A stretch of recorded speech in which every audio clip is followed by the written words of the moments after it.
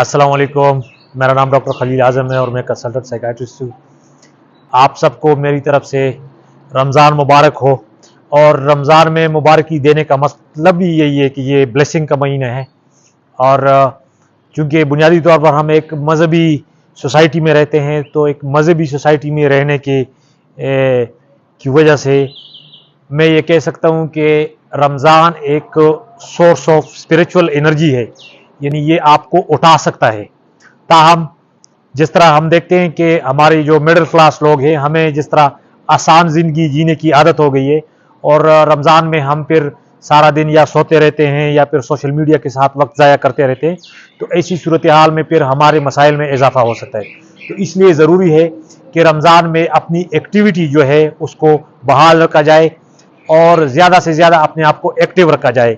इबादत के साथ साथ फिज़िकली भी अपने आप को एक्टिव रखा जाए, क्योंकि अगर आप अपने आप को बहुत ज़्यादा साइड लाइन करेंगे, साइड पे जाएंगे, तो हो सकता है कि फिर आप सोशली इतने ज़्यादा आइसोलेट हो जाए कि रमज़ान के बाद भी फिर उससे निकलना आपके लिए नामुमकिन हो।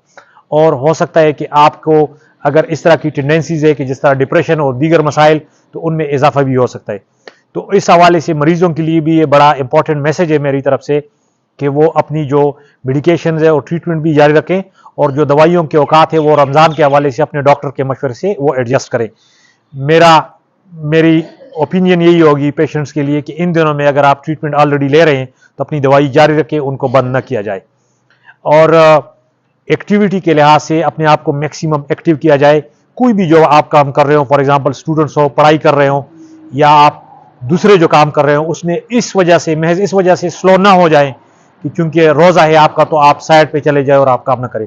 बल्कि मेरा मशवरा तो यही होगा कि आप अपने आप को जितना मोटिवेट रख सकते हैं, जितना आप और अपने काम में और एक्टिविटी में जितना और स्पीड ला सकते हैं तो लाएं, ताकि रमज़ान के बाद आप उस फेज़ ऑफ इंटरप्शन में ना जाएं या आप उस फेज़ में ना जाएं जिससे फिर आपको निकलने के लिए निकलना आसान ना हो।